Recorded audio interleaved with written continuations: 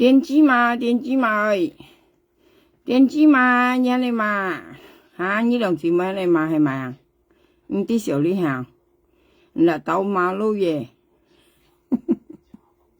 嚇，你嚟電子嘛，喺國家唔是話，喂電子嘛，要佢嚟紙幣摸啊去，要嚟紙幣摸啊，你瞄下你我紙幣摸去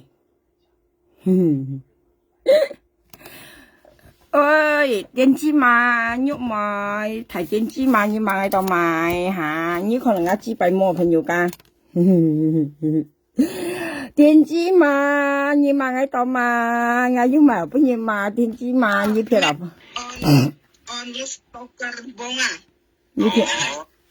你偏花謝女人你買喺度買。你買喺度買，佢不啱上啊！同我朋友講，佢錢不啱我白上，你不啱我白上，咁未偷錢嘅，你啲啊未偷情嘅呀？偷情咧，你不嗌到時候，你梗嗌到甩定來呀？你不嗌到買啊？你話電子嚇，呢兩姊妹睇不hết人用狂嘅硬，未知係冇少人硬，佢話看係你硬係你係你狂係你狂嚇。之前不啱上我同我朋友講去，你不啱上我本人上你啊，你不抗了啊，你神經了，你啲朋友講，因為你看我紙幣冇去，我今日水木上，我啲當咪叫我前人水木啊，朋友講我今日先水木上啊，可以你看我上要聽到我上個水木上啊上，喂你看你喐咪紙幣冇啊去。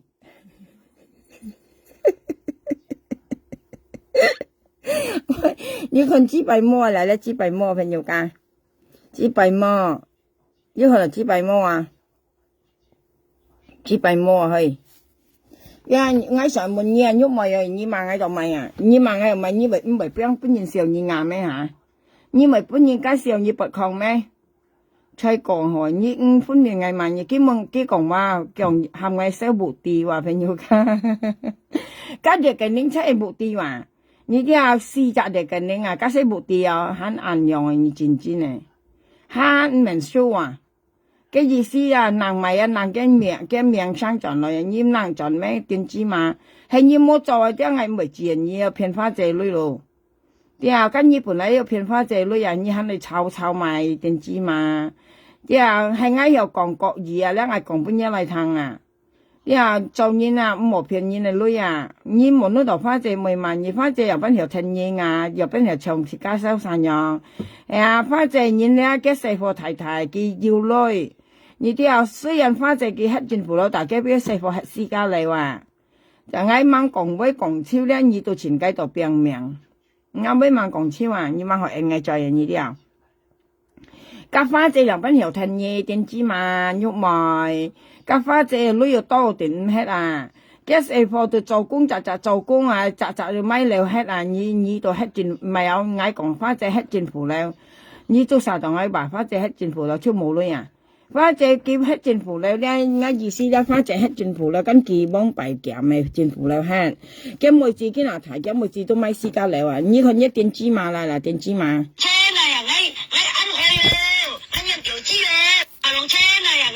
你ăn hơi ư, anh nhìn kiểu chi à?朋友家先買下，按中間買下嘅電子先啦。呢一次台灣人喐賣話，你就叫我台灣嘅喐賣啊，淡白啦，講嘅仔跟喐賣仔，你看跟喐賣仔幾多錢？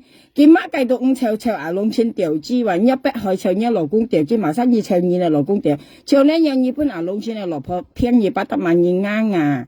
比自己人2搶我老公掉資你啱啊，本係大，所以唔係拗啲電子嘛。阿龍車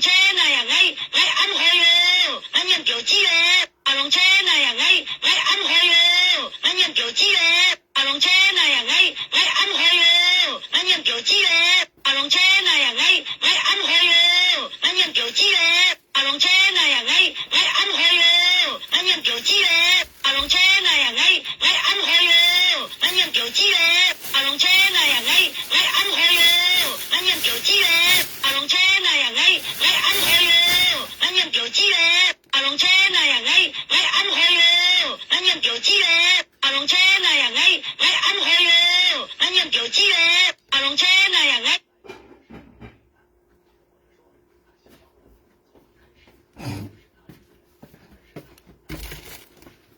點知嘛？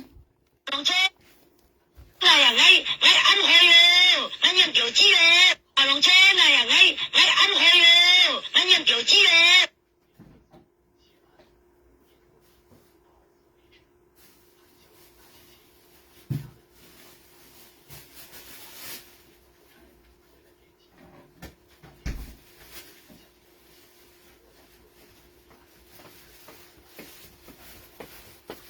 其實朋友我唔係我水冇上呀，我瞄下了水冇上咧，一天唔行你你都要錢多東西做。點知嘛？有可能一點知用啊，你問我啊？你咧點知用啊？你咧識叫點知了，你萬元，你甩俾你萬元，唔知係萬件咪叫我啊？這片啊花仔率未騙到我哇？你大眼命啊？啊！你每拿啱命又不片大花地女，對嘛頭？嚇你問你問我到買我今日先水冇上啊！今日saya baru bangun，咪有立賓講學婚宴之後，即係意思係今下先係起身啊！啊，你香港人講今日我先係水冇上啊！你做視頻宴啊，點知嘛？台灣安殺啊，做定一時不窮啊！你啊啱瞄下兩今日先水冇上啊！讓我水冇上，每個東西啊，雜菜都啱嚟做麵，啱嚟食，啱嚟熱嚟食麵，啱嚟啲當埋啲咪食飯啊！炒杯人我是本嘅，我炒杯人我是做嚟飯食啊！特別啱嚟咧，結果喜歡食麵啊！啲當咪好，因為我做麵很好食啊，你啲ăn甜啊！我落錢多豬肉去煲水啊，你啲要煲個湯底啊，朋友啊！食家做湯做麵咧，個湯底最重要啊！你啲要搣嘅甜。我咪夾雞落豬肉豬骨一煲水煲2-3個鐘頭熬嘅湯底嚟做麵啱嚟食啊！你用醬樣做咧啱嚟接咪食，你冇可能我講啱嚟攞個豬肉下，特別啱嚟食東西叫咩前鹽尖，佢唔甜唔鹹一件咪食啊，冇味冇到啲咩咪食，然後特別佢到ăn求其乜喺度食，有朋友特別你都係咪落好食。我提嚟食東西，以後我買咧咪有啲包菜，呢叫生菜啊，呢嘢西生菜咧叫做啊，呢叫西生菜，呢度叫唐生菜啊，咁要三種，朋友家生菜都有2種啊，呢啲生菜都有2種啊，呢度叫唐生菜，都係生菜，朋友家嘅名啊。都係叫生菜，特別嘅名叫唐生菜。呢度西生菜，你啲朋友家，特別用係講食生嚟講咧，最好係買2隻嚟食生咧，到最好食2隻食生。係講食生2隻咧，冇ăn好食，你啲冇ăn好食。你啲朋友家咧做麵啱2樣我都攞嚟做麵啱嚟食啦。啊，之前講喺度睇翻論實啊，我因為後邊嘢講我講緊冇人冇隻係威。我呢2姊妹學收工我嗱，應該講啊，我啲時候呢了啊，喺我時間長份貴慳全萬藝啦，呢時候2萬藝為前時候呢啊，你滿街仲要2萬藝麥計先啊，你唔係我藝上嚟滿意啊，你究竟2萬藝麥計啊，你講藝冇女群，你嚟追到呢一家藝緊要隻女啊，藝冇女藝要緊要隻咩？藝要緊要頭咩？要便宜女咩？所以你買個電子波人，你啲啊仲唔係萬啊？你買咗係唔係做住嘢？你做你買嘅，我驚你買出嚟俾搬家仲現少嘢啊！呀，全世界都啲二兩字賣賣嘢啦，特別係唔會講一路咪啦，嗬講嘢啊！呀，你全世界都啲二賣嘢啦，你買又賣，我要賣俾你買，因為咧我賣嘢嘅原因咧，你片花仔女你大啱命啊！你啲人你片花仔女價錢又生意大啱命，你講冇目的嘅事日嚟嘅，你係咪請啊俾你識請出嚟？你冇講係咪請目的啊？你夾硬請你請出嚟啊？你阿枪簽出來啊，點知嘛？你講乜你冇錢銀啊？點知？你幫辦得到我撥靠我咪聽你啊？點知？我先聽定半斤半葉呢？你一痛腳咧，本嚟做到咧，啊我先咪聽你慢慢跟你玩啊！香港人講慢慢撈你玩啊！你上嚟玩特網玩特又玩你揀我玩幾多題，我要跟你玩落去啊！嚇！而香港人講我慢慢撈你玩啊，喐埋。你表媽過來呀，炮媽過來呀，你我慢慢撈你玩啊！我問你啊，阿槍，我填我別冇水添。阿槍，啲熱山人之後呢間特別嚟嘅領咗4隻啊！你喊阿槍出嚟啦，點知嘛？你計度嘛冇用，加阿花仔係你掉當本阿槍啊！啲啊，今日啲你騙你啲女啊，你都講阿槍加花仔大錢人強。啊！意思大錢咯，幾兩手大錢咯，嗬！阿花姐今人基本嘅嗬，聽講啊你啊，你聽講啊，你啲你夾我紙幣講啊，你看紙幣啊，喐埋撥紙幣你看啊，你看我紙幣啊，喐埋撥我紙幣你看噶嚇，你看唔夠嚇？上次我撥本淡白啦，看啦撥本計得你看唔夠啊！啲人以前啦啊，幾個我撥紙幣上幾撥藝話，你撥藝到買藝咩講夾人個偷情，跟人基本嘢嗬，我夾人偷情睇是偷情嘅朋友㗎。比如幾人我為撥紙幣本人看間，跟人人我基本嘢看，人要撥出去藝時候咧，跟藝到粒定來啊，我撥藝紙幣嗰陣時我未粒定來，啲人要粒藝紙幣，你搭地望你係搭地氈啊嘢，啊你實同我偷情一別冇水去。我計知唔啲人會曉，點知咪？所以你冇得你安知啦了，我冇聽你啊，跟你講啊，我撩來看你落班去啊，看你一支樣看落班去啊，看你有幾多杯，看你有幾多強，看你有幾多杯啊！啲啊，幫白錢嚟講啊，我講紙幣先籌作順啊，冇嘢炒你又杯啊，你識咪啊？你睇翻54咪紙幣你嘅一落咪啊？我別冇咪要水去。事實你知唔相同嘅朋友，我成多啲別我買啊，我要行買本炸，好唔好？頭先要知咁點樣？好啦，你看我頭先嘅資格你之前唔同一樣嚇，一樣咁，我兩支都唔知道咪冇水，我看下先。嗱，你支有水，含咗水啦，你啱嚟買嚟咩東西啊？你啱買我嚟自買嚟計數嘅，買嚟。成時計數，啲老師嚟啲白嘅老師咪有練習嗰陣時啊，你半步啊！我問你啊，喐咪有你間講，你睇翻50粒間幾錢萬嘅喎朋友家，事實我是冇看嘅粒，我老師跟你講喐咪我冇看嘅粒啲，我朋友啲基本係談嘅生意萬嘅生，因為我當咪講2萬嘅，2萬我當咪先啊，問你啊，抗嘛點知嘛？啊，算金婆啊！你心理唔平衡了，本嚟罵到下；心理唔平衡，水唔落夠，本嚟罵到下。唔知佢啱描下兩件啊，水木水先啊，水木上啊，跟你講啊，我跟你講啊，你講啊，花姐提議花姐唔會出嚟罵你㗎，嘅意思花姐唔會罵嘅，你啲朋友㗎。cái phá dây đồng ban mà nhị tiền chi cái phá dây còn những lưỡi còn hà này ngay tôi mày bệnh ngay mà nhị đã ngay sẽ ở mẹ xỉu đi nhị à cả nhị còn là nhúc mày mèo ha liêu ngay đã ở mẹ xỉu đi nhị à nhị ăn sa cái nhị thấy bắt ăn sa nhị tí nhị à nhị thấy bắt cái còn đó nhị ăn bùi nhện nhện hả tôi mày nhị bị còn ăn mau còn đi bùi nhị bị ăn còn phò à呀，你按杯嘅你台灣間按杯水嘅嘢係冇嗱，你按杯間台灣你做嘢間按杯水嚇，杯水你睇下意思講按香嘅嘢啦，當咪為你90萬啊，你台灣幣啊90萬啊，香港呢30萬，你為群唔開啊，你為來騙嘢啦，啊你價錢為本啊90萬2、3本咪40兩萬咯。係啊，台灣女咪10兩萬，比自己幾騙90萬啊！啲朋友家啊，花姐啊，女本啊，搶騙啊90萬，幾夾喐咪2、3本啊啲，把你咪本落45萬，係啊，45萬破香港呢條呢錢啊，10個萬字啊，啊根本你冇一名生冇係啦，窮嘛，喺2萬嘅2萬喺度咪啦，啊你講啊花姐嘅女嘅目的係咪？你落花姐唔係不然冇目的，人家唔係特色你啊。啲啊，喐咪跟你講啊，跟然咧唔係不義原因咧，佢唔係特成嘢，因為佢可能佢跟然冇相識，係啊，呢一類又未騙到嘅，係啊，花姐寄嚟本佢唔係不，花姐都冇計，就係如果我不嚟講咧，朋友我有成事，我有成事咧，我有衝衝細細人用成，因為反正呢度咧，你愛不就不，唔係不咪好了。因為就算班細咪不你咪越油，我生意同反正不你都差唔多噶啦。你冇呢度你冇騙嘅靚女啊，你靚女一定要騙噶啦，你冇喺度拗啊。第二咧，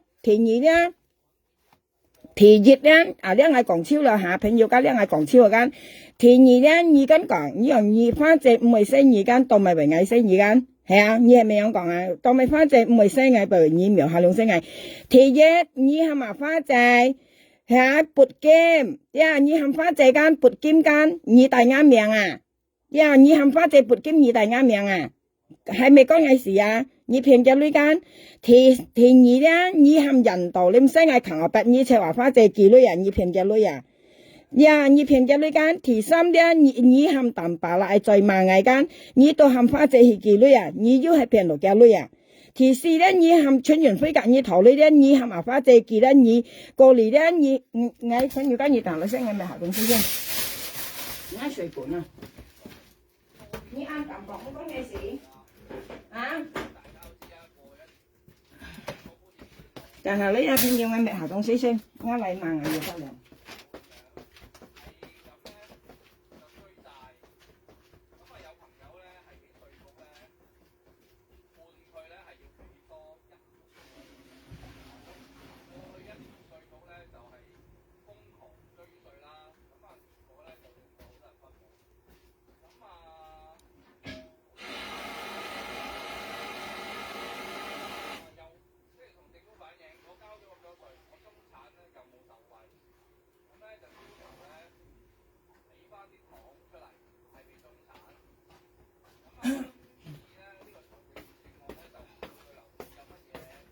攞先咧，朋友，就係你先，我煎下一菜先，一菜係煎嘛，冇煎唔得啊，煎嘅肉水啊。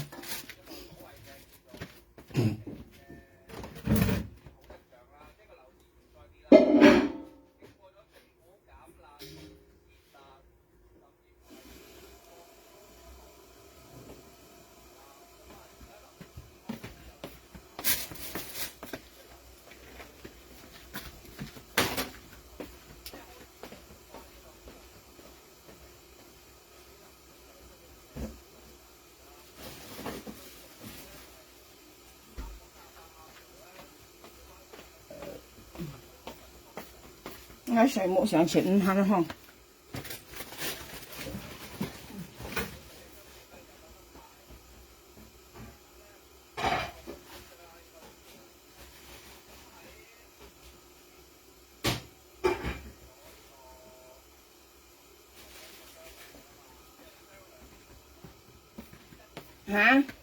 佢講咩啊？朋友間呢啲嘢，佢炒半日講啊，佢炒半日係早先講啊。嘅意思啊，佢騙男花姐女唔關我事啊。同埋咧，佢含啊，佢跟用現，佢跟含啊你隻春元輝，咧你隻春元輝，你隻都係玉梅，你隻都係梅姐，你就係花姐。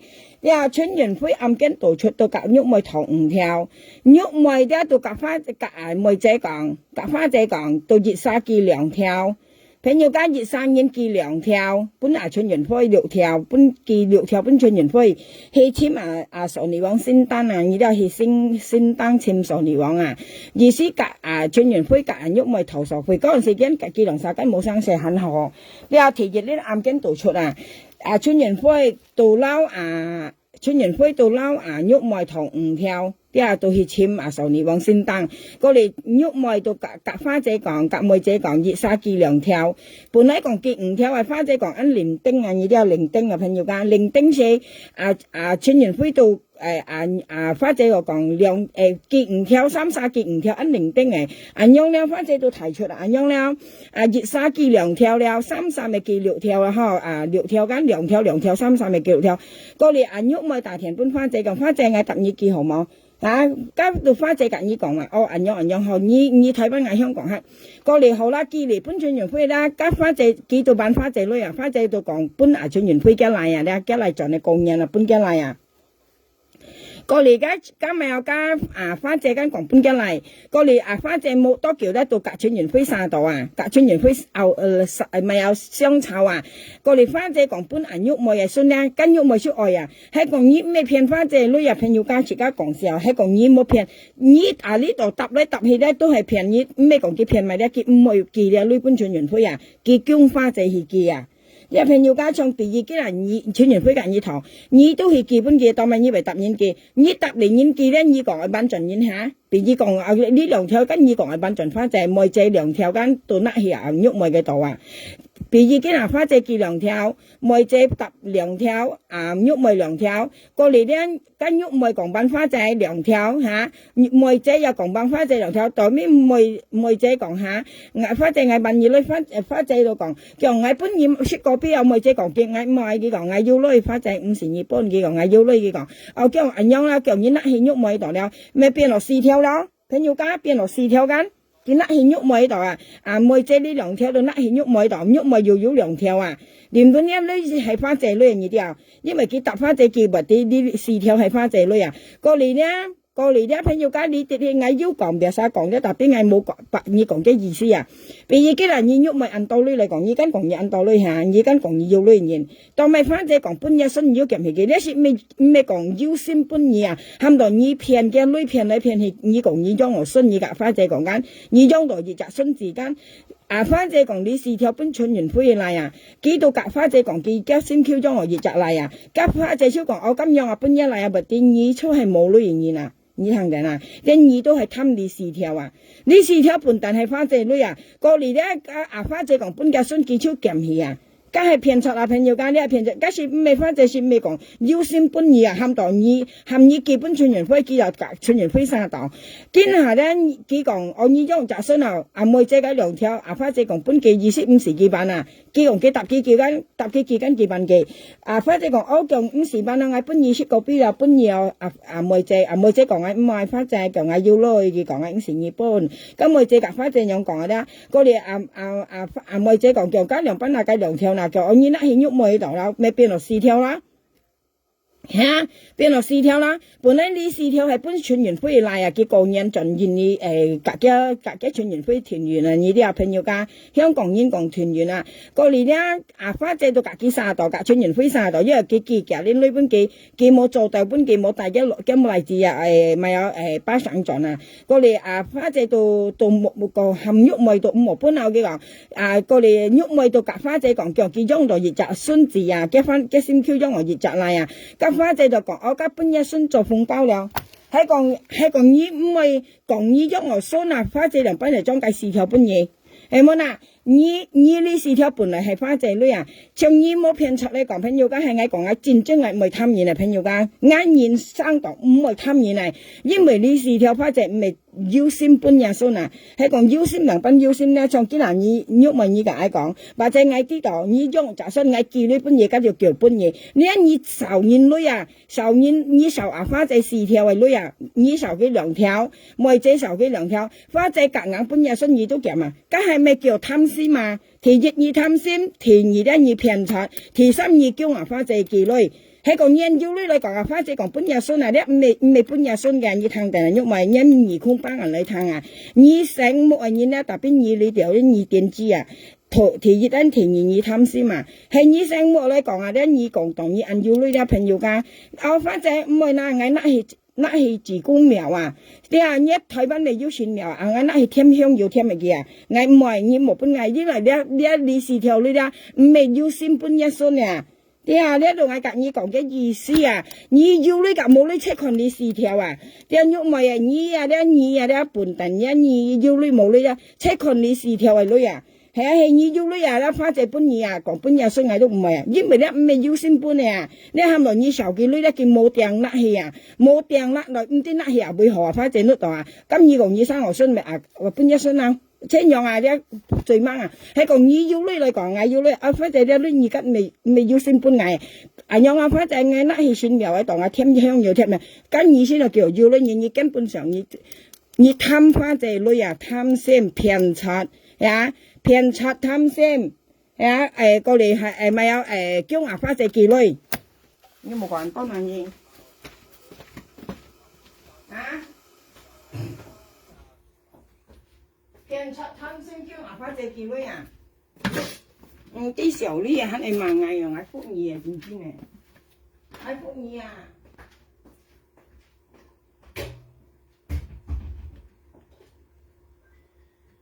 呀！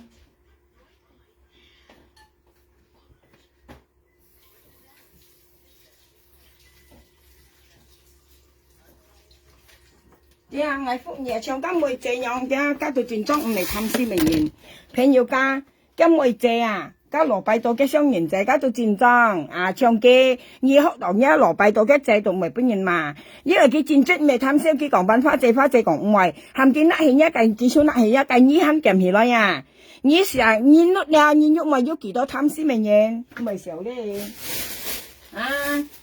咁妹姐嘅兩條啊，你啲你手花姐兩條都冇本事，甩起班喎嚇。阿妹姐嘅兩條甩起一計人夾唔到啊，花姐講半日新二出夾起佢啊。跟人前日咧，前日先咧，因為你都咪答應幾女啦，假設前日先嘛，你啲啊，前日人貪唔貪啊？唔係騙人嚟女啊，呢啲叫前日先嘛，講你按響、按杯、按強，本人前日肯知道你啊，你係講你唔係貪先咩朋友噶，你本嗌唔係啊，嗌講唔係就唔係啊，嗌唔係啊，樣先係唔係本人講啊，本人講喺你拗，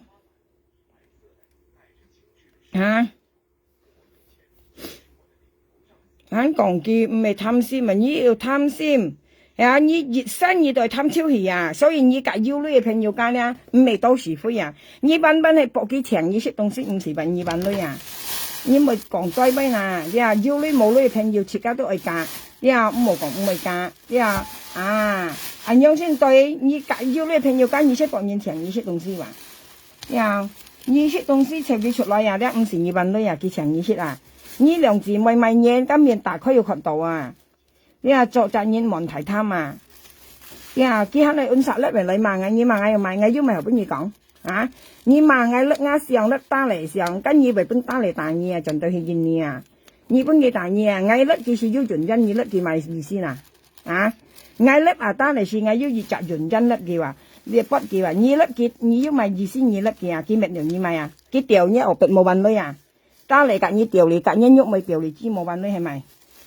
你不嘅上啊，為小事人知嚟啦，唔啲又係人家講，唔啲頭唔會咧，你就全力演啊！假如你在嚟品片身，你不如到度，你不如拍，罵你打你啊！自家滅演係錢嚟啊！你又見冇滅到你啊？嗌見滅到嗌滅佢跟應該，特別見滅到你罵嘅你滅嘅上啊！你咪在嚟品片身，佢作嚟打你啊！你啱啊！一啲係咪贏到啊？一啲上嘅贏到咧，家下呢嘢咪賺到新舊樣板片身，而家強地方，見些滿意話嗌咩啊？你罵計你不嗌啊？上嗌咩嗌不幾時嘅咩度嗌話？你咩嘅上嘅咩你罵計？係咪佢掉你支幣冇揾女啊？自家講意思啊？你咩你咧我要意思啊？你咩嘅打嚟我要嘅意思啊？你冇嘅意思你咪叫落咪嗱嗌滿意。幾人嗌滿意啊？朋友家，咪晒都可以出嚟做嘅正面啊！你講嘅道理啊，講嘅公平嚟噃呀？自家講公平噃呀？嗌幾人滿意啊？你咩啊？幾人嗌滿意啊？普通嘛？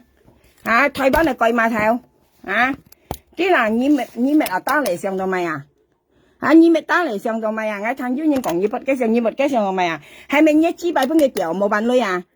你本家打嚟掉冇辦女一支幣，你咪嘅上咪嗱你支幣本佢掉冇辦女啊？係咪佢掉夾你掉嚟支你冇辦你女啊？你咪嘅啊？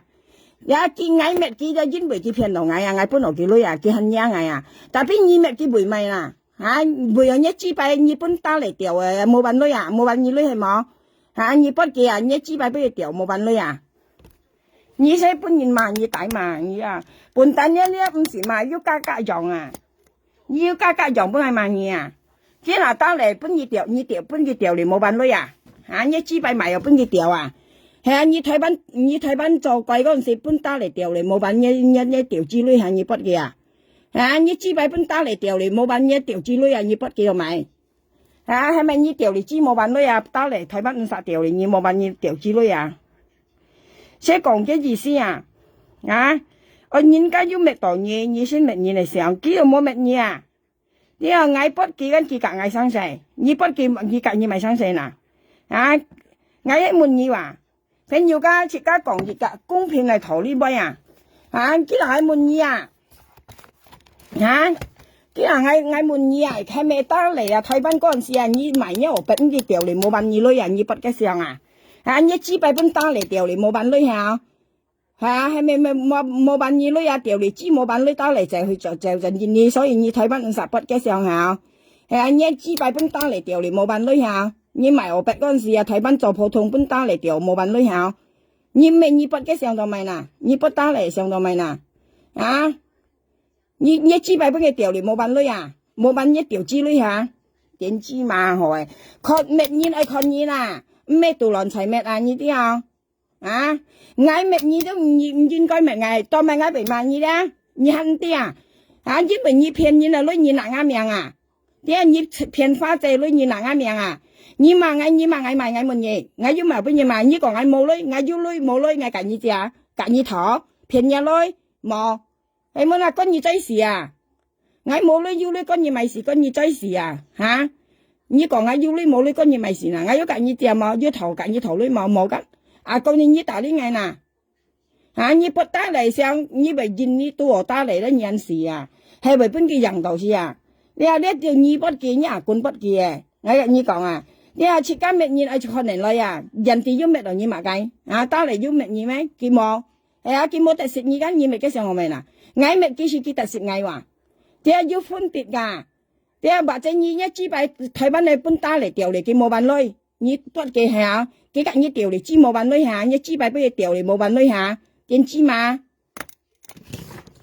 係啊，你支擺本打嚟掉冇辦女你下，你硬生氣你呢？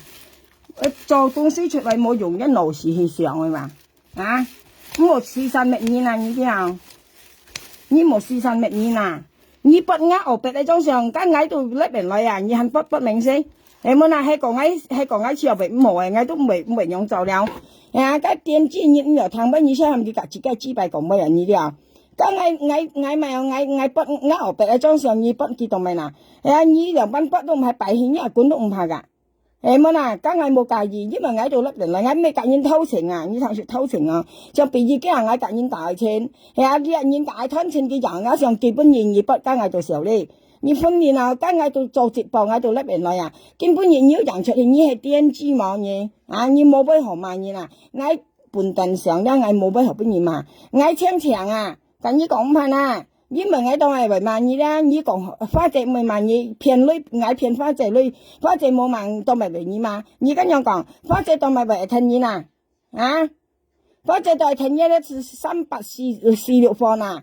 你冇得到你安強啊嗬，安強講嗬，含花姐出去買嘢，花姐買嘢咪，花姐買去晒啊，跟你講啊，你啊買去晒啊，你出冇騙你嚟女啊，打槍兩晒，你又槍啊妹，個試日嚟經營係散多，係你嘛槍出來，啊你幫白要記嘅啊，根本花姐啊，根本記到咪根本你簽唔到嘅呐，啊你簽唔到你啊槍啊，你對你啊槍出來解釋啊，你啊對熱清二籌啊，談出熱清二籌啊。啊！一清二楚啊！你啊搶便宜啦，女啊幾就俾個係了。啊！你肯咁啊，嗌ăn強，你嘛嗌到咪？你們家仲要嗌要咪後邊你講，要咪後邊你嘛？講嗌咪啊撥學筆，嗌撥1000世界人看啊，嗌咁啊，你咁麼？啊！你學筆你咁撥出來啊，嗌咁你講啊？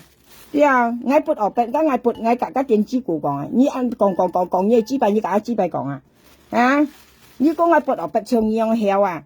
啊，theo à lung xin tiểu chi à, ngay xin nè ó, như nhiều con lớp nè tụi mày còn, xin nạt đĩa lời sầu nạt à, ngay như sao ông tổng ngay à, ngay cạnh như còn à, nghe à, cái thôi bắt sao này lớp này mới còn ngay mà, như còn ngay như bây giờ siêu nhỉ, thầy trung nhiên siêu nhỉ bật không à như thế à, cái siêu đi à, chỉ có做啥啦，係你講嘢啦，嚇，你們個中nhiên là con lớp này à? 對啊，你們見嗌要賣衫啊，嗌要賣衫啊，你冇咩到嗌為乜嘢？啊，千萬件你咪睇翻hết啊！你話係你支幣先去啊，你想淡白嚟咧嘛？幫幣掉經你兩字咪到一嗌啊！你話幫幣掉經要一嗌咯啊！ ngay nước đầu đi bơi ra một mày sao tôi còn tệ à ngay tôi mời trời nhị gắn mỗi trời nhị gắn đã tình nhị còn gắn tôi cô đi ra phá chạy còn nhị bên人道念女西ngay扛我白啊tôi mà nhị mới sinh nhá rồi mới扛我白bên人道念con à như vậy hàm nhé hàm人道念西ngay扛我白啊tôi mà nhị mới bên人道念女hàm人道念西nhá嚟傾扛我白bên人道念con à tôi mà nhị mới hàm nhé hàm人道念西nhá nhá rồi mới嚟傾啊hàm nhé嚟傾扛我白như thôi hàm人道念西là như tôi mới用啊你ăn kháng你ăn kháng你台灣人啥你ăn bỏi ăn kháng你破壞ngay先กันngay dịch trọng ở đó ngay幾十萬你都幾十萬nha你要電池嘛你mới sinh nhá nhìn到bệnh nhá nhỉ你mới sinh mệt ngam miệng ngay chè phiền phát chè lên ngay bệnh mà nhỉ你講ngay mày你不一單嚟上你mang本單嚟督導你要啲你啲ngay mệt cái dính mới cái phiền ngay lên cái tặng ai còn mua dạng mua chạy bây kỳ ngày kỳ lui bên kỳ ngày dinh coi mệt kìa tapi nhi mệt cái mạ cây xin nhi mệt tao lại mạ cây nhi hay mệt cái cả nhi tiểu chi mua bán lui nhi mệt cái sao nhi thời bán cho phổ thông quan sĩ bên tao lại tiểu mua bán nhi lui hay mua nhi bất kìa nhi chi bài bên tao lại tiểu để mua bán lui mua bán nhi tiểu chi lui nhi mệt cái hay mày nhi chi bài bên tao lại tiểu để mua bán lui hay mình như chỉ cần như điều lý chỉ thời bán ông xã điều lý nhau bật mua bán như lưới hà như mấy cái xong hà hay anh như bên ta lại điều lý mua bán như lưới hà tiền chi mà hồi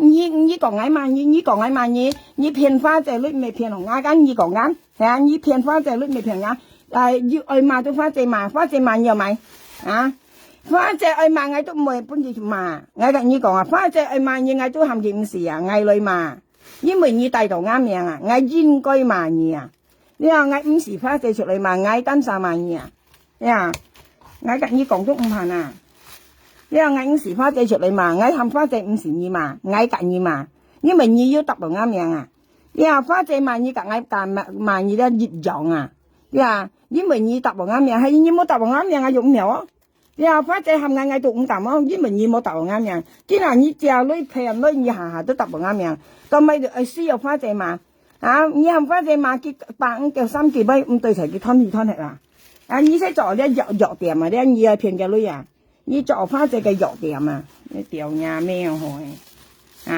hắn ai mà ngay như chính trong những tí xỉu đi台灣嘅人年咪就本年歲啊台灣嘅人年咪本年幾歲年生冇命做事本年台灣人啥hắn係看細年嘛唔啲小呢分鋪年嚟班車唔啲小呢係我都晒佢你都晒現你咪睇翻喺度你都到佢配合誰嘅面咪殺到可以啲咪殺都到佢啦配合誰嘅面咁有啥講自細年都到啲啦配合誰嘅面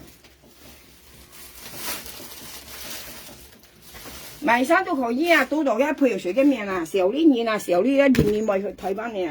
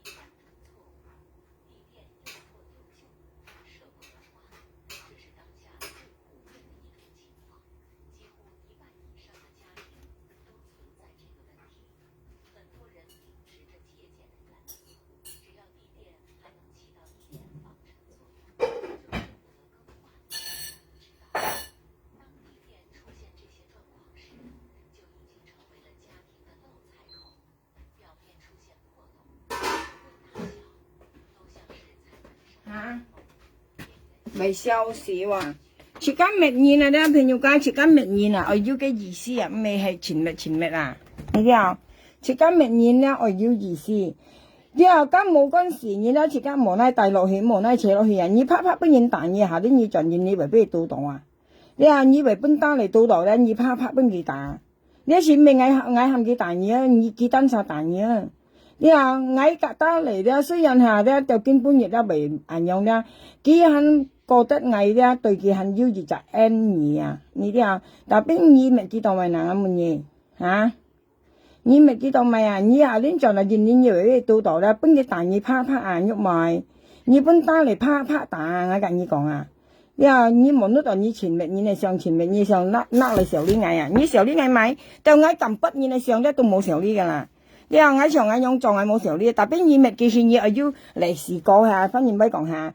啊，你說係要嚟時過話，你咪你嚟上啊！你話嗌咪記住嗌是要搬幾女啊？嗌搬落幾女話，嗌咪幾話，但邊你咪落幾咪幾咪落你咪嘅人，你咪幾上啊？啊，你咪見你啲咪俾佢到度咧，嗱幾時都好啊！你話幾千門二話，你咪幾上當咪啊？啊，我呢個嗌咪幾間嗌咪幾時嗌咪幾話，跟你咪幾咪咪嗱啊？嚇！你本人大你啱啊！我跟你講啊，你冇得人你咪嘅，我咪同你最後你熱咪嘅啊，熱你咪俾佢看到，啊，本佢知道啊，你要知話，呀，我啲我跟你講啦，真硬人夾真人講乜啊？你就同你要得知啦，你使硬人後，係你真咧，你冇硬嗌咯，你冇硬嗌，你冇傷得淡白啦，你咪硬嗌咯。你話嗌識佢你話嗌佢你要嘅人啦，每集本係罵過，你生命本係罵過啊！你罵本係罵個喐熱呀，人家講個天開眼啊！你話你嗌一度咧，你含人呀，你嗌唔計話，你可能你嗌冇效啊嚇，冇嗌冇財而間，你嗌冇財而間，你到含個人道念女呀啊！幾含人道念聲嗌求咩？但係你咪含人道念聲一羅咪求我別嗱，一嚟欠求我別嗱，啊點知嘛喂？啊呢個咪喐咪又喐咪。咁咪你咪含人道念聲一路咪求我別嗱，啊你咪含佢西藝嗱，或者你咪嗌時候呢咯嚇，咪西藝咯樣呵嚇，你咪西藝嗌跟佢你咪西嘢，係冇嗱，相信咪話啊你講嗌講你話，佢咪使講事，佢咪使鬥事嘅樣，鬥牛嘅真係，成日設計狀元都識冇人費啊，你啲啊幾肯你喺惡事喺度罵嗌話，你罵喺度咪啊？設計做生啦，肯你罵人嘛？啊！你嘛嗌你本該中年少年啊，你啲啊中年少年啊，啊不要嘅上冇喺度仔啊，嘅上咪冇喺起嘅，啊！幾錢不加單嚟上啊？你啲啊嗌談啊朋友學嗌談，嗌先冇看見啦，朋友家嗌見下先上冇上啊，啲啊講嗌咪？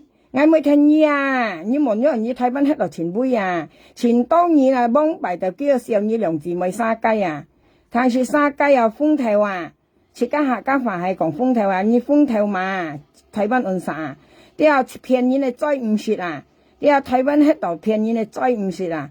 我咪講啊，你問何彩你冇來香港黑你香港黑你咪屌事哦，吹過啊！喺香港咪俾你打橫喺行啊，一路係用去啦。啊！驚我門嘢，你不單嚟上間，吉單嚟你不單嚟，佢不單嚟上啊！朋友間驚我門嘢，你一支幣本單嚟掉，冇辦法你咪嘅上啊！係咪你退班嗰陣時咧，佢掉連一支幣冇辦法你佢就盡現你嘅係你不嘅啊！啊！你做普通嗰陣時本單嚟掉連一毫幣冇辦法啊！如果唔係你咪嘅上我咪啦。啊！我咪幾時幾格嗌完幾格嗌時錢嘛？我咪幾話，但邊你咪幾格你咪時錢啊？或者一支幣睇翻按殺，本佢掉嚟冇辦法女啊，佢就陣見你係啊，電子嘛係，啊！佢話佢安排啊安強啊，啊！嗰4條啊，我介紹你聽啊，啊反正佢間含啊春園會本啊春園會咧，嗰4條間啊每隻班佢2條間，每隻班2條間，加埋咪4條下。加阿花姐講，佢講咪有佢講含阿花姐那嘅高嘅嘅呢？阿花姐講意思唔會按麻煩啦，本來春園會嚟含佢基本春園會啊。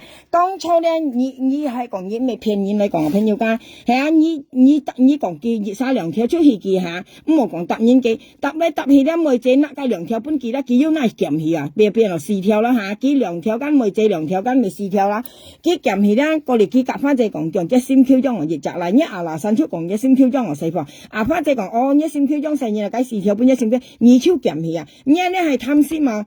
你講你按腰你啊，反正樣講啊，我唔係反正按樣啊，冇阿妹冇那去啊，我那去苗好嘛，那去捐添香要添咪幾好嘛，要做得啊。畢竟我真係唔會嚟講，朋友間樣班本我都唔會啊，因為你阿女唔係講本嘢女人呢啲啊，唔係講反正講哦，你將我哋雜孫啊，我記本嘢啊個女加到戰裝本嘢，你一手記女啊，你樣做搭又執做啦，反正到盡講本嘢你都愛，或者你貪心嘛。你貪心嘛？你唔係真正本嘢女啊！你係冇你手機你佢冇訂好去啊！佢裝話本嘢成日信你出減去嘅啊！或者你貪心你也俾就嚟你要你愛咩？你4000噸啊！4000噸4條香港你就嚟，我算下先，4條或者香港你2000啊！你台灣你就6000啊！你6000你都還冇啊！你還貪心啊！你為時候你嘛肯計能量講嗌冇你嗌本人女本夾8條啊！你有本事唱嗌用本人女嘛？你先好聲嗌冇咯去，嗌本人女又本夾8條啊！你有本事又嗌本咯，唔係只嗌本人咯，嗌本人家女本夾8條啊！你有本事嘛？你冇本事唔好聲嗌冇女啊！你後生冇命，你嗌夾你講講嘅意思啊！嗌本人女本人夾8條，你有本事唱嗌用本人嘛？本人冇女咪小嘢，你只能唔啲小嘢。你單手都騙錯啦，肯生人冇女。你都騙翻隻女啊，肯生人家冇女。你不人品揼過嚟嘅。你實在你人樣講啊，就是唔中意啊。你話你人樣寫錯呀？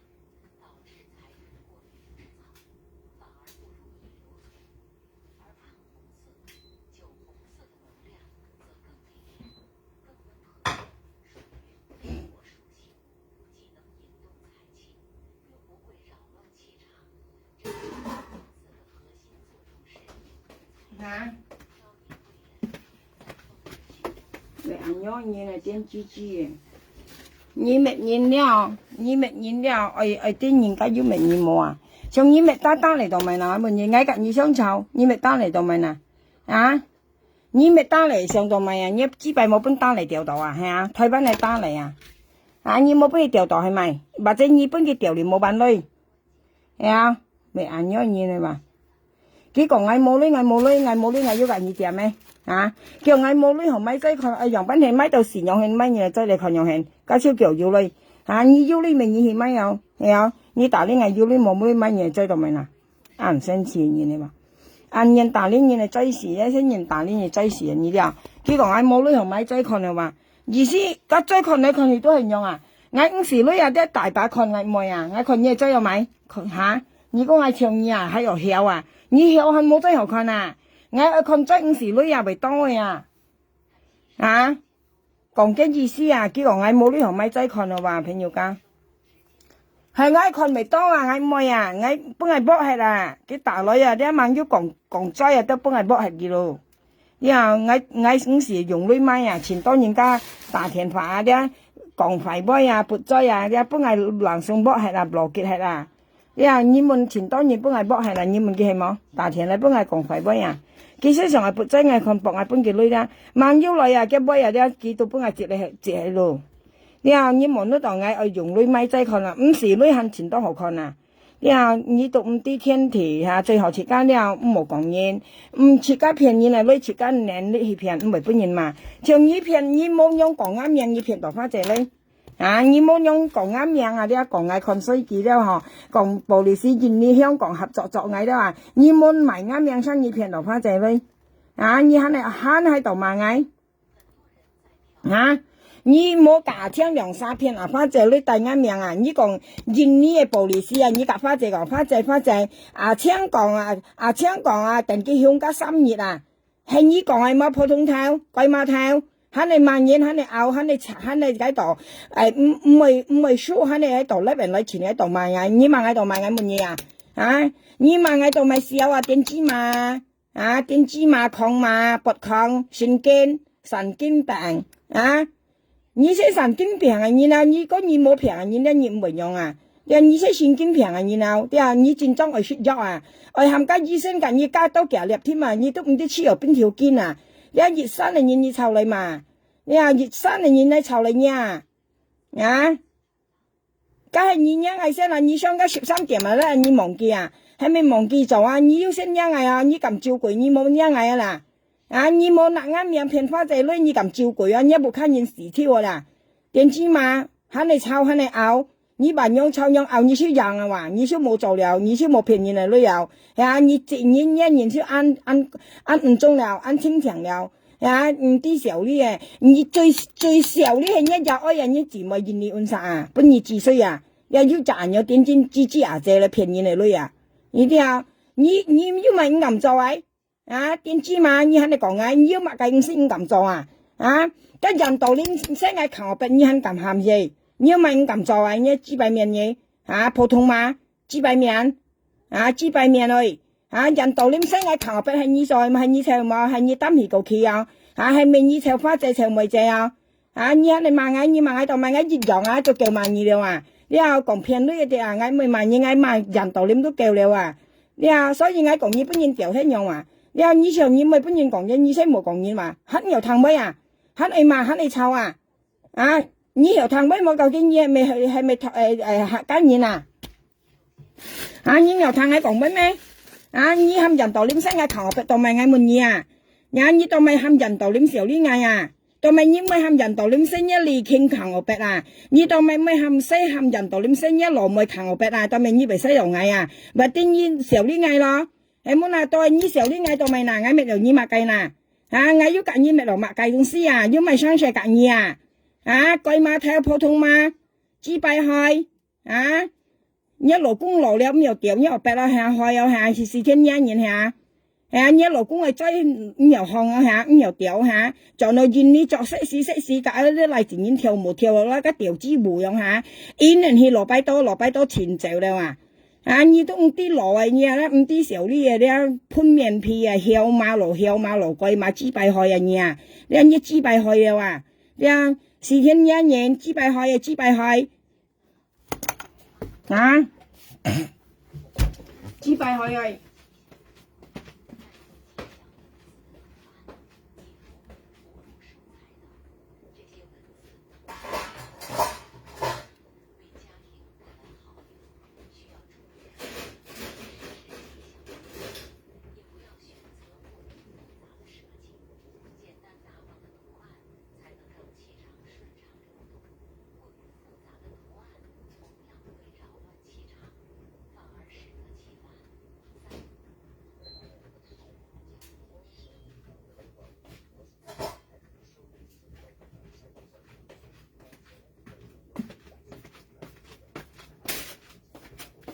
好了，新的朋友。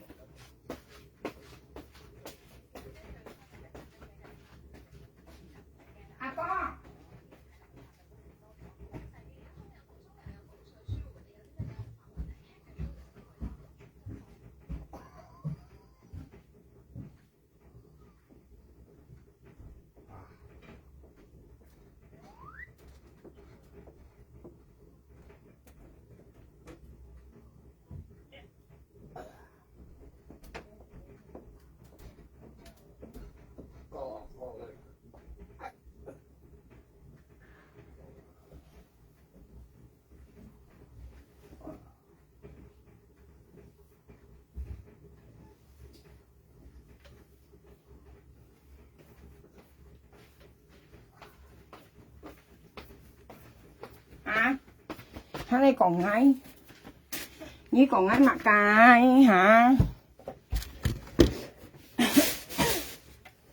như còn ngay mặt cái xem là tin chi mà kêu còn mèo như hầm nhất dần tổ liếm chuột lên là cả hầm nhất cái xả thiên à như cả ngay còn都冇用係咪thiên lép lên lại cái xịa嚟cái nên係sai đi à thiên à như cái sau bữa nào phát chế trả thiên à đi trảแล้วbây giờ còn cái sòng đi à nhúc mày ơi như chim đi兩隻煙出來啊như chim đi兩三煙出來啊đi à呢隻là như chim đi chợ chuột loài là cái sao nhúc mày như chim đi chuột loài như cả cái chim mà tiếng chuột loài cả chim đi chợ là như chim đi 2-3 chuột loài à đi 2 chợ hay như tụi này như là nhúc mày ơi à như đi 2 chợ như lâu lại chim đi chuột loài à đi à nhúc mày ơi như chim đi chợ như chuột loài đi chợ như cả chim đi chuột loài 因為花姐管咧你基本嘅個你去講花姐自己大錢嘛嚇，咁你騙你啊冇好辦了，咁啲你都騙人女啊騙花姐女啊不係這樣啊，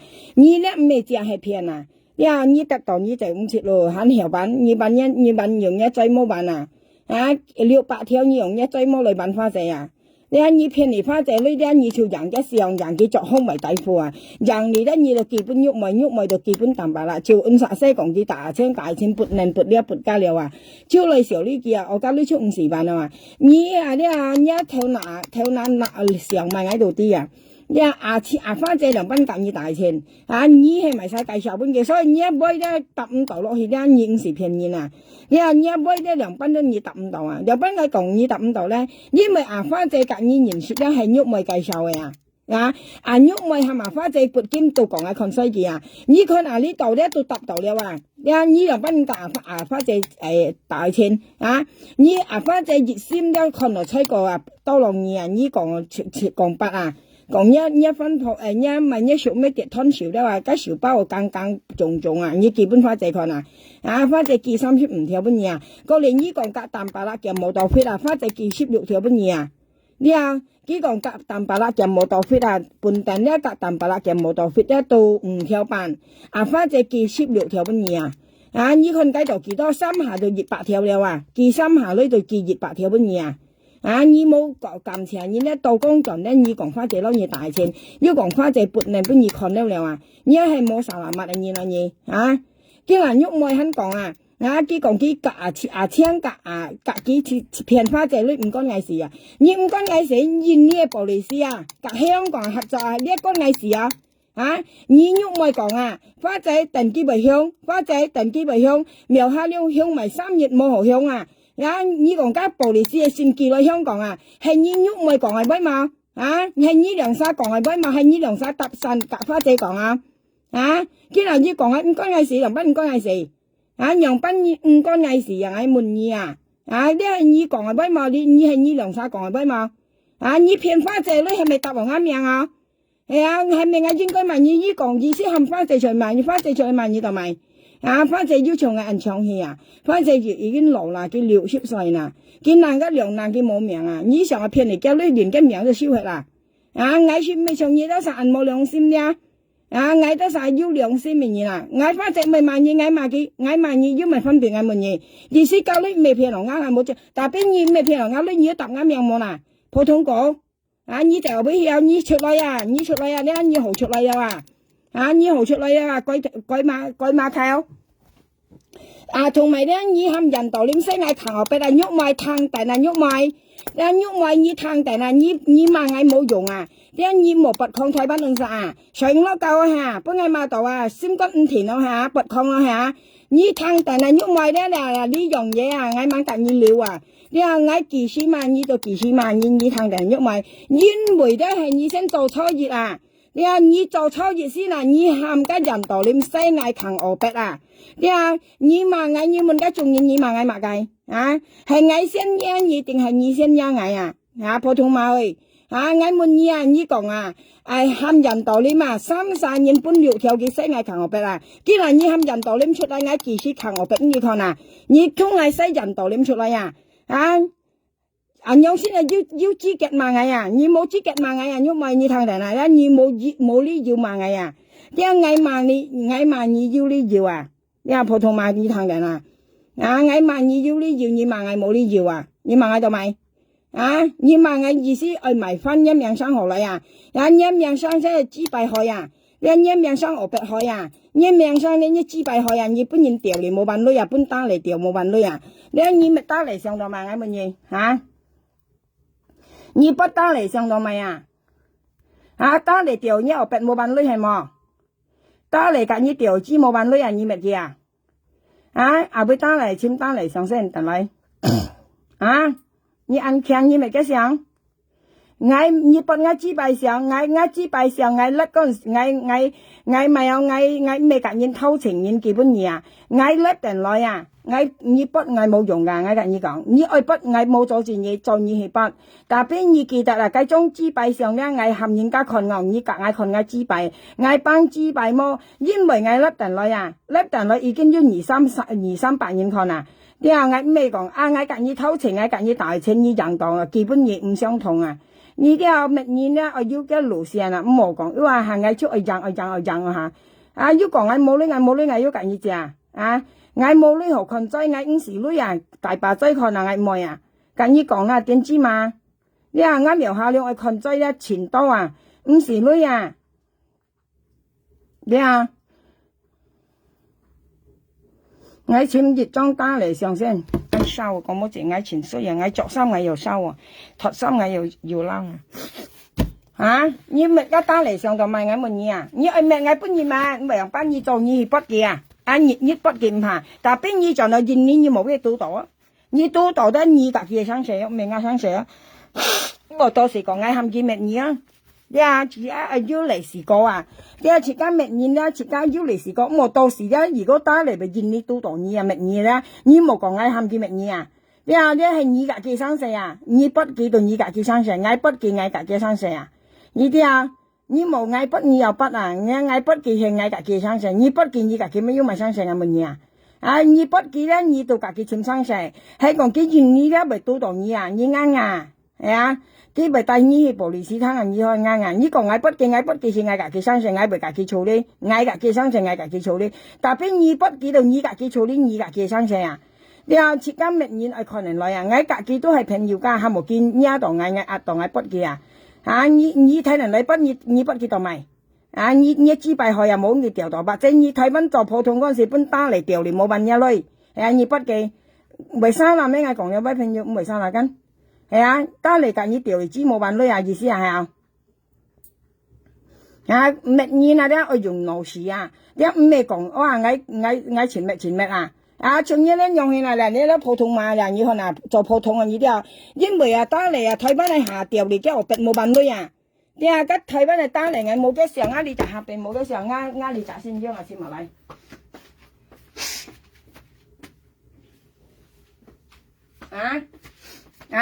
單嚟調你又白冇辦法係冇？我都到咗好笑啊！你啲啊朋友介紹間乜嘢咧？我要意思，你幫擺到見乜我都冇隨你啊！你先都同我嗌了咧，見乜都見香啊乜嘢嗬？我見啊幫我度講就乜啊？你都為跳戲嚇？咩啊？描下兩前強扮狂扮癲啊！你啲啊，我同你講啊，啱人前強扮狂扮癲啊！你話我識定你乜嘢話？乜啊香啊！你喐你幫我左同腳啊乜盡啦！見嗱看你啊，你識定嗱加咪又加風險啊，拿到火灰啊，你喺度跳啊！咪超係所以設加識冇乜嘢話，你冇得到你前知啊，你變啊你肯講啊，我同你講啊，係你真人咧你冇乜嘢啊！你識硬人識咪係乜嘢啊？真人冇乜嘢啊！你識電知識咪乜嘢啊？你真人係知敗啊你萬一電知啊睇不論啥？你話萬一抗啊，我識幫白滅抗滅癲本二抗啊，抗你樣班啊，抗你等你係呀，我講幾百先籌作順啊，講你又白先嘛，你話按海你台灣人實睇唔嚟晒，你識嘢幾百人呀？我講幾百先籌作順，你兩字咪呀人家叫台灣人實，最冇一揾半年啊，日下開粒都講幾百先籌作落論係作順籌落我白先嘛，你出晒到我點你講呀？我先揾到病定啦，我看你喐熱咧，你冇係到度你喐熱樣嘢啊咧，我從根本熱樣啊，你話人家講係睇下你咪含人道念聲係睇我白啊，你識作正一重點啊，你哋依家我唔係乜嘢啊，我其實乜嘢 à như tiêu nhúc mai thằng tàn à ngay mới mẹ như kỳ suy xin mẹ nhỉ à như bắt ta lại xong như bắt ta lại xong đâu mày à như mẹ kia đâu mày ngay mình nhỉ kia yếu cả như mày sang sẻ bật tin nhá ở bên cái tiểu điểm mua bán đấy không à à ngay mình nhỉ ê ta lại ơi ngay sợ mình nhỉ ê ta lại ơi như thì thấy bán hay mày cả nhúc mày tiểu để chi à hay mày như cả cái tiểu để chi mua bán đấy à cái giáo sinh trình mẹ nhá xong nào hay ta lại ơi ta lại ngay sợ mình nhỉ ta lại ngay sợ mình nhỉ ngay mình nhỉ ơi đi ạ phân phối nhỉ là hay mình nhỉ lâu cái tiểu để chi mua bán đấy thấy bán ứng sạc cái做嚟普通間cái做普通間cái thấy bán做普通間係咪cái chi bài不nhỉ tiểu nhỉ mua bán cái lấy cái giáo sinh trình難一時候我嚟叻吧去ta lại事實ta嚟唱熱首歌幫我彈俾好彈嚟去你講嚟先啦我簽家電子賣上後邊cái上前難簽我兩下俾唔相同去你但係咧我簽家電子賣上我滿意啊打嚟去打嚟我上我滿意啊家咪有喐妹啊睇翻嚟喐妹啊你就嚟去打嚟你看嘅嚟你看到嘅幾究竟啊幾睇翻間幾睇翻間幾籌周旋前立一上了打嚟喂打嚟周旋呢連喐妹前立一上了啊係咪你幾睇翻做普通呢條嘅學別冇揾女啊如果唔係幾多咪為立一上啦打嚟去幾周旋停立一上了啊之前講嘢哦，啲講嘢咪多，特別係冇看見啦，啱朋友學嗌聽啊。佢用佢睇翻實前講嘢話，嗌識問嘢話，究竟係咪嘅資幣本意調嚟冇辦得意盡現你啊？係啊，佢做普通間，佢睇翻做普通間，佢隔佢調嚟知冇辦得咩？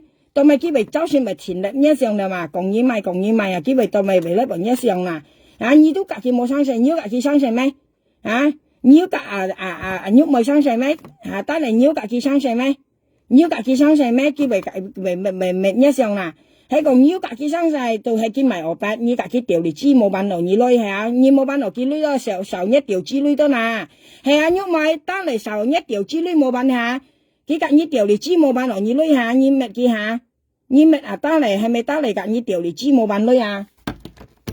我朝未去到朋友家，單嚟家己調嚟知冇辦法啊，我遲到都係啦，如果唔係佢咪嘅上我咪啦，你簽一人道念出來啊！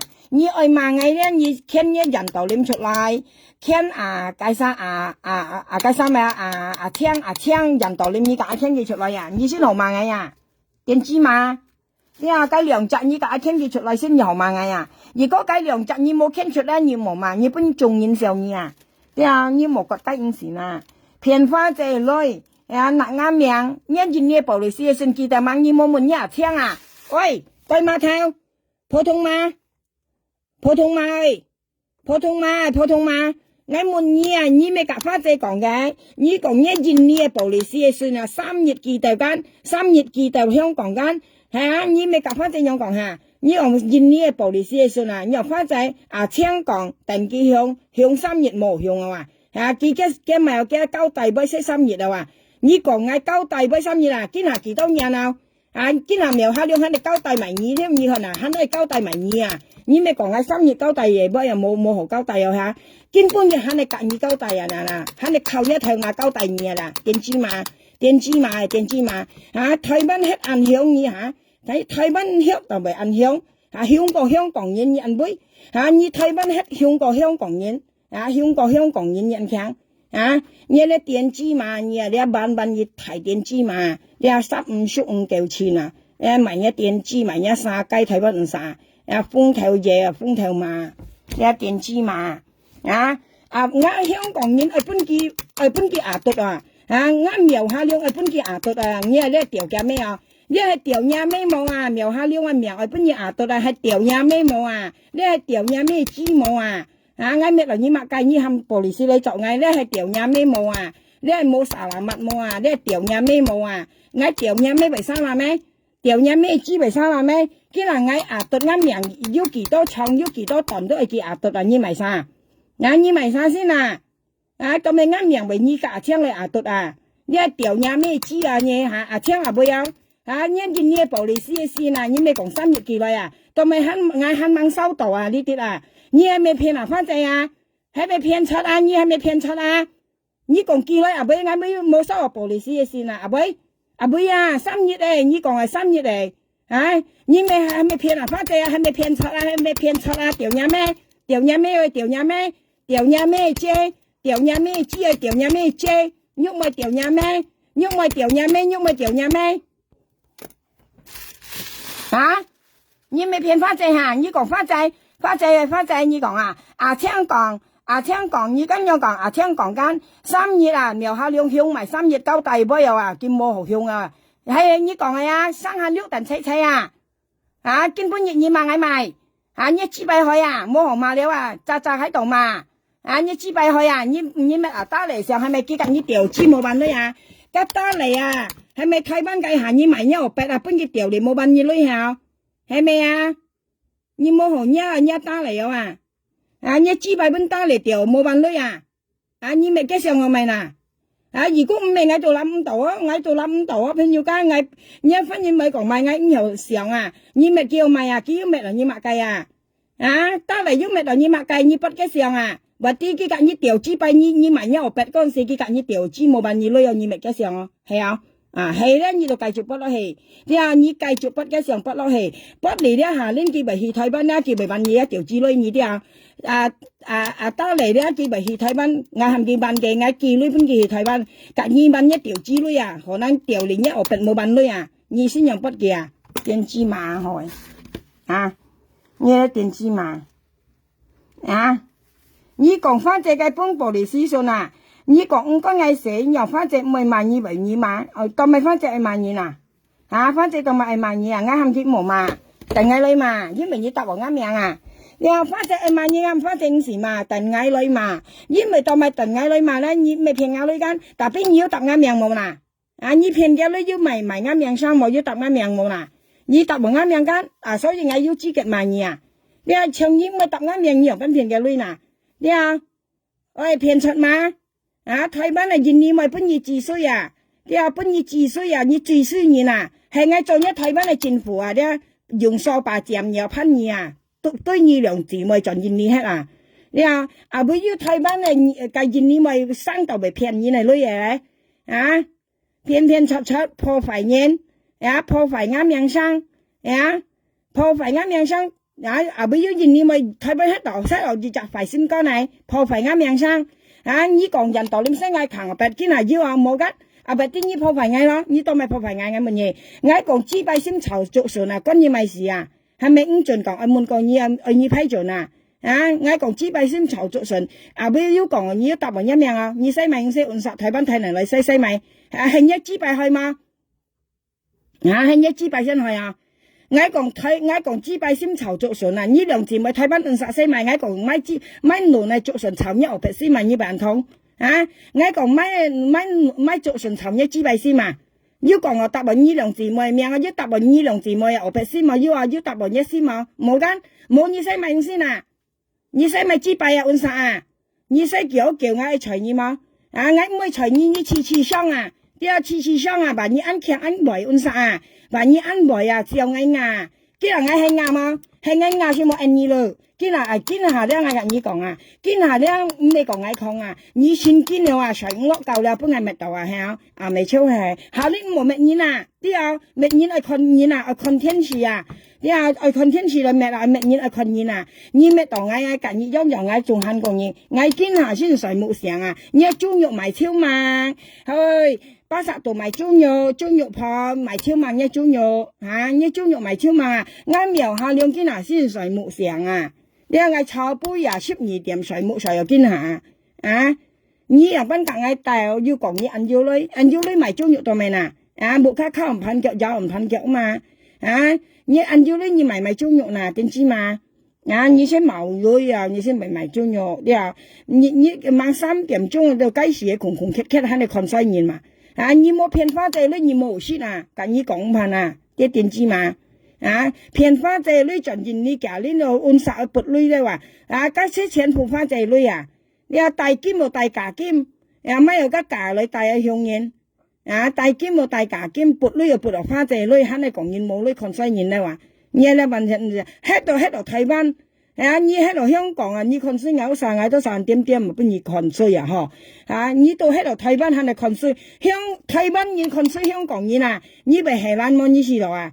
荷蘭間你台灣人你咪啊，台灣喺度人你咪看水，香港嘅人你咪啊，你緊張啊，一面都冇拿水嚟照鏡嘅，拿到水嚟照一面啊，冇用鏡啊，用水啊，電子嘛，喺度講下嚟愛錢啊嘛。你心 Q 講下嚟愛錢啊，寫嘅字嘅都唔係啊，驚咩都要你人啊，你介紹你啊，你驚咩咪對下咁可以咪顯一驚木啊，驚咩咪化妝本啊，你驚咪啱嚟自愛錢嘅愛講啊，你驚咩咪化妝本啊，日日都咪20兩萬啊，20兩萬啊咪化妝本啊，驚咩啊，驚愛錢啊咩嘅，驚愛錢嘅愛。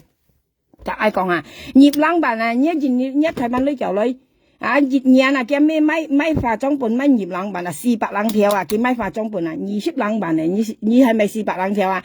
叫咩啊？啱例子嘅愛錢嘅咩啊？買化妝品日日都買20兩萬啊！你日女都200兩條啊，定係買化妝品啊，扮靚啊！叫咩嗰個明星樣啊？啱嚟自己愛錢嘅咩啊？唱個明星啊！佢根本日本係看見咩事啊？我嚇到去啊！我問佢咧咪啥叫我媽咪啊？我嚇到去啊！我一媽咪我殺到係明星啊！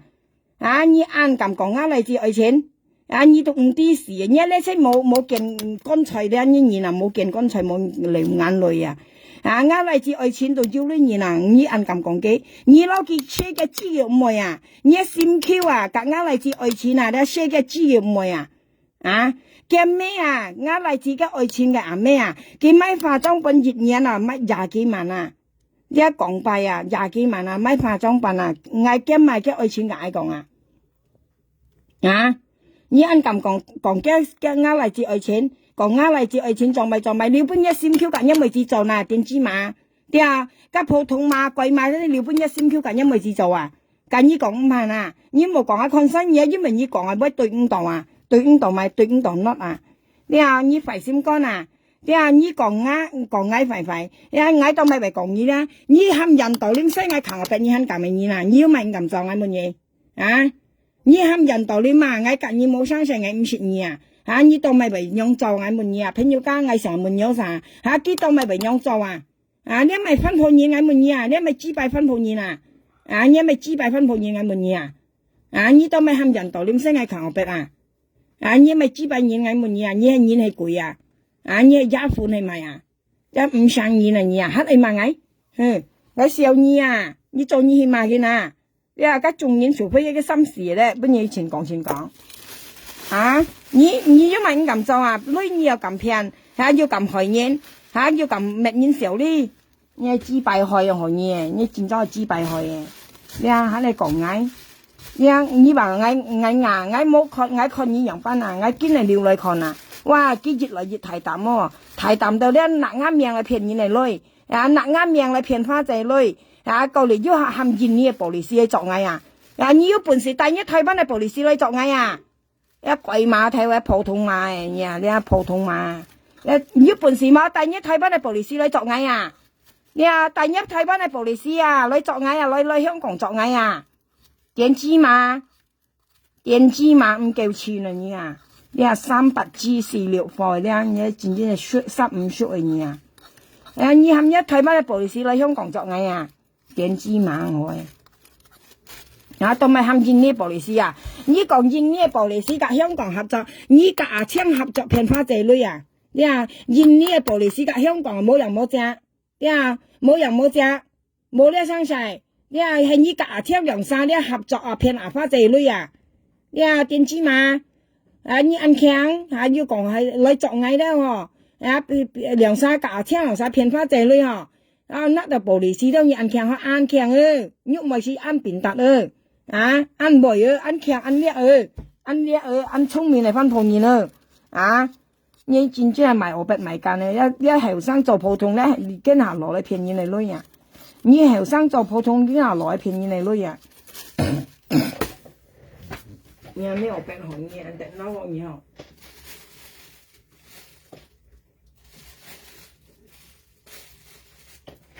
朋友講我見乜喎，拜拜嗰啲啊！